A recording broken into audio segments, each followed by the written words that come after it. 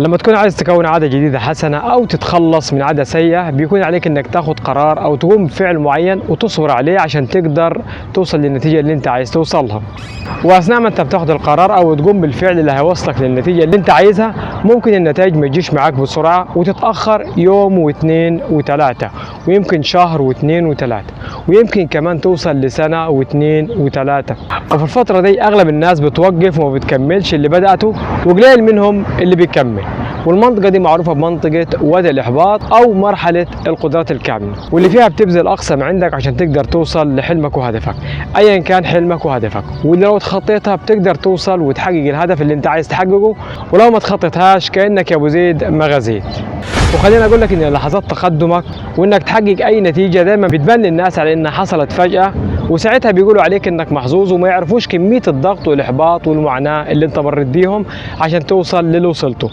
مع إنك أنت الوحيد اللي بتكون عارف إن اللي أنت حققته أو وصلته ما حصلش صدفة ولا حظ، ولكنه كان نتيجة لأكتر من قرار أنت قررته أو أكتر من فعل أنت قمت بيه عشان توصل في النهاية لهدفك.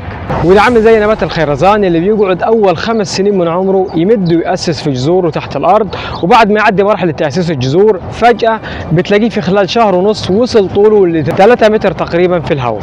وعشان كده نقدر نقول إن المدة أو الفترة الزمنية اللي بيستغرقها نجاحك ووصولك للهدف بيتم تسميتها بمرحلة القدرات الكامنة، والمعروفة باسم وادي الإحباط، واللي بتبذل فيها كل جهدك من غير ما تشوف أي نتيجة أو تقدم، واللي لو وقفت فيها بيفشل مشروعك أو حلمك أو هدفك، ولو كملت وصبرت بتقدر تعديها وتنجح، وساعتها الناس هتشوف نجاحك وهتقول عليك إنك محظوظ وإنه حصل فجأة.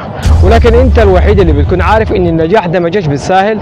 وخد بالك الإنجازات الكبيرة بتيجي من بدايات بسيطة، لأن بذرة كل عادة بتكون عبارة عن قرار أو فعل واحد بسيط أنت خدته، ومع تكرارك للقرار ده أو الفعل ده بتقدر تكون عادة وترسخ جذورها.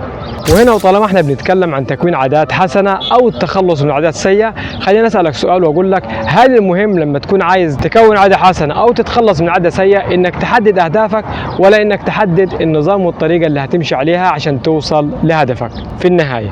وإجابة السؤال ده بتتلخص في إن تحديد الهدف جميل، ولكن أهم خطوة بعد ما تحدد هدفك إنك تحط النظام اللي هتمشي عليه واللي هيساعدك إنك توصل لهدفك في النهاية.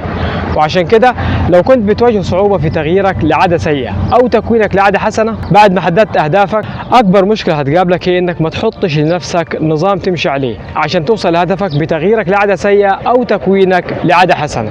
لأن مش معنى إنك حددت الهدف إنك هتوصل للنتيجة اللي أنت عايزها، لأن الأهم إنك تحط نظام تمشي عليه، لأن النظام هيزود من احتمالات وصولك للنتيجة اللي أنت عايز تحققها.